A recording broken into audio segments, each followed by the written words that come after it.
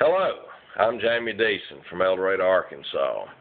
I've been dealing and collecting old guns for around 30 years or more. My passion, I first started out studying up on old Colt percussions, the Dragoon models, Pocket, Navy, and the Army model. You know, Samuel Colt and Samuel Walker got together and designed what they called the Colt Walker pistol. And those are very rare, very expensive. Those pistols will bring upwards of close to $1 million. Some of the historical ones have brought $1.5 million, ones that they think might have belonged to Samuel Walker himself.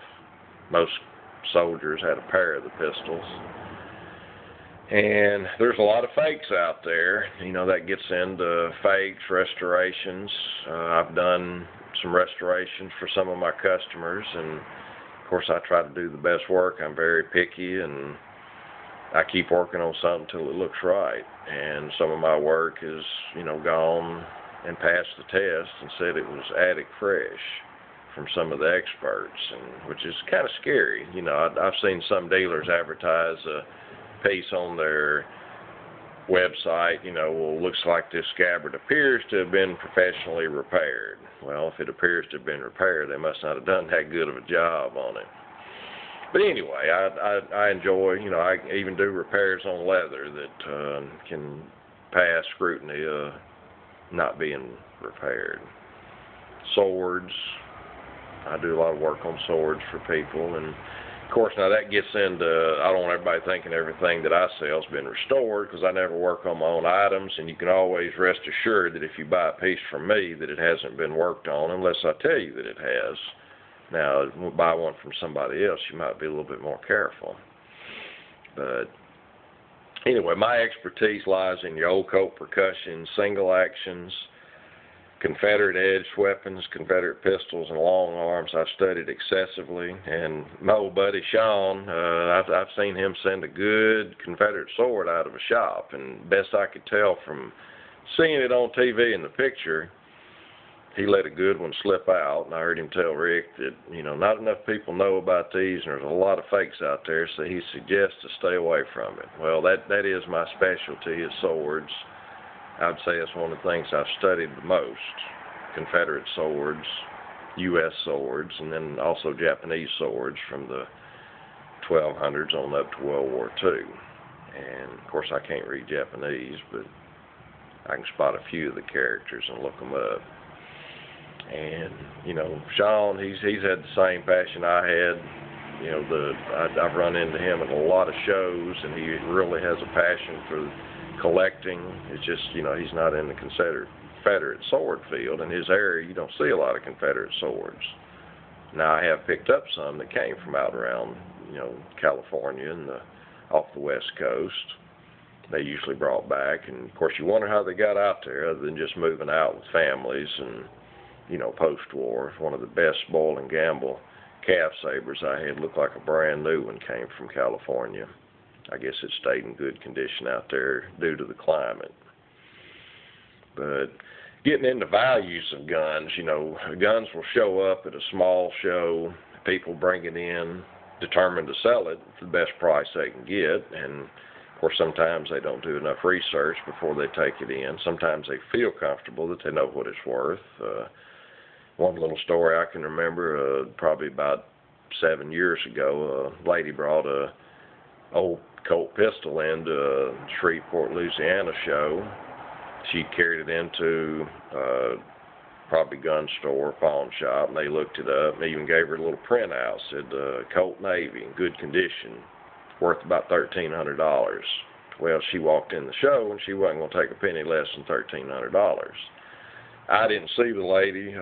Another fellow gun dealer brought the pistol to me, and he said, "What's this gun worth?" Well, I'm sitting there looking at it thinking, man, that is a great pistol. It was a U.S. marked Colt's 3rd model Dragoon, about, just average condition. You know, the grips were nice. You could still see some cartouches on them. It had some good smooth wear, but it was a brownish gun, most evenly colored brown that I'd ever seen. And as a matter of fact, any of the dealers that I showed it to later, first thing they do is they'd smell it. because they thought somebody had colored the gun. You know, usually you have different tones of brown on your case hardened and your softer metal surfaces, but that gun was righteous as could be. Well, I'm sitting there looking at the gun, and I guess he's kind of itsy. He says, will that gun bring $2,500? And I'm sitting there, yeah, it'll bring 25. Now, the old dealer there, I'm afraid that if I would act like I wanted to buy it, he'd have probably thought it was worth a lot more money, so I let it slide, and I went and told a friend of mine, I said, if you can buy that gun for $2,500 or under, get it. Well, next thing you know, he goes over and buys it for $2,000, brings it back to me, and he says, you think it'll make any money? I said, well, I know it will. And first guy I called on the phone offered us $5,000. When he saw the gun in person, he ends up, you know, drawing back and saying, well, he'd give $4,000 for it. I told my friend, I said, I'd like to have a gun. You know, I've collected Colt Dragoons for years, and I like the old gun. Of course, I can't afford to hang on to everything. I got bills to pay from time to time. So I kept it a while, gently cleaned it, and I didn't do much to it. The trigger guard was gapped down just a little bit, and that was one thing I was studying when the feller handed it to me that, you know, made me pause about the price. But that feller that sold it for $2,000, he had a customer that he kind of had lined up for it, didn't let him have it, ended up telling him about it. Well, then he started calling us wanting it back. He came to Hot Springs, Arkansas to a show and offered us $4,000 for it. Of course, my friend said, no, we don't want to sell it. Well, as time went by, ended up, my buddy, he decided he wanted out of it, had something else he wanted to buy, so he asked me what would I give him for it. Well, I ended up paying him $3,500 for it, and I kept it about another 6 months, and, you know, bill paying time came along, so I decided to run it on one of the gun sites on the internet in a little auction, so I ran it on there, and I think I had a reserve of $7,500. Really didn't want to get rid of it. Well, I had a Massachusetts gun dealer, you know, started making me little offers on it, and he wanted to give $6,500. Won't know if I'd take that for it. And I had in my description, I believe that there was some cylinders seen. You know, those guns had a roll die cylinder scene, you know, Samuel Colts, that had the Captain Jack Hayes and Dragoons chasing some Comanche Indians. That was a famous tale on that little battle, and that's what's rolled engraved on that cylinder. And that wears off. It doesn't take too much to wear it off, but I believe I could see some of the riders, you know, depressions down under the heavy brown that was on it. Of course, I had several dealers tell me, oh, don't clean that gun. Well, I had that in my description. I believe if the cylinder was clean, there'd be some seam on it. Well, this guy from Massachusetts tells me, he says, I think if you'd have thought that, you'd have already cleaned it. That was in his email.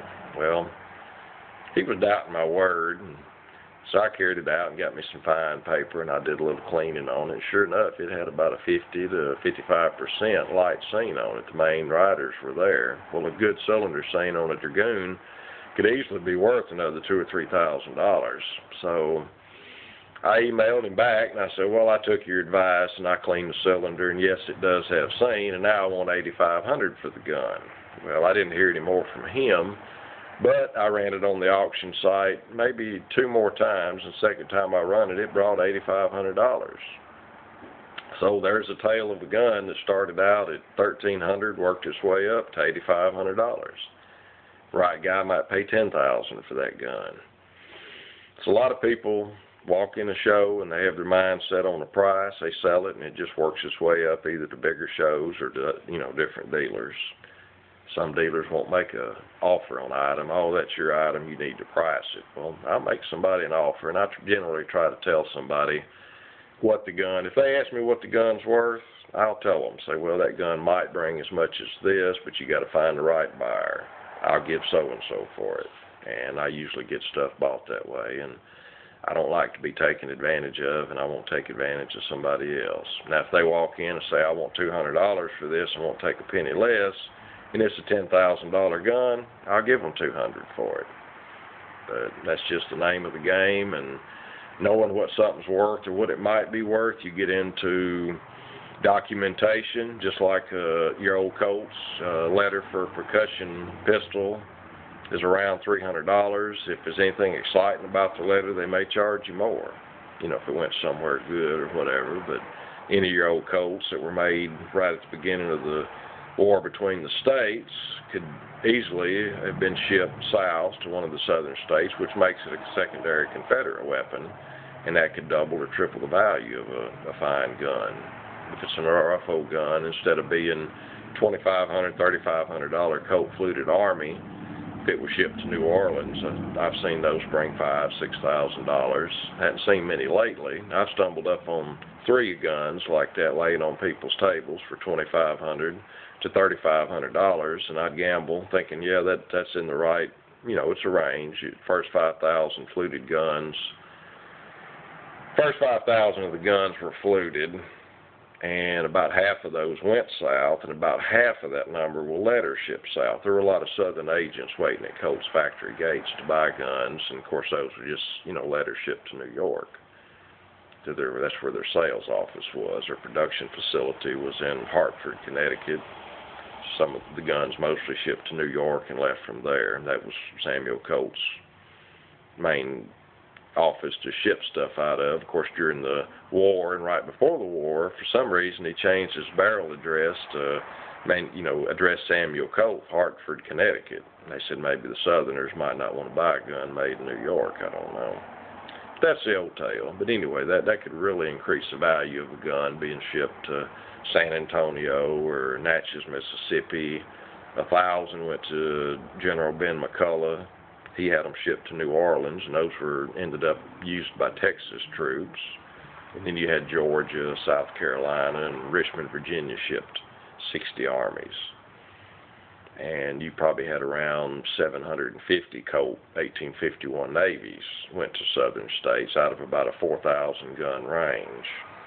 So anyway, a lot of that will make the value of a gun jump on up there, especially, like Colonel Martin, Natchez, Mississippi, ordered 160 pistols for his men and 80 shoulder stocks, flasks, and holsters, which was your double holsters that pistols would have fit on your pommel, and then shoulder stock and the flask. So one man got 2 pistols. I've had one of those, and that sold for around $9,000. But anyway, that's all I have for now. Thank you.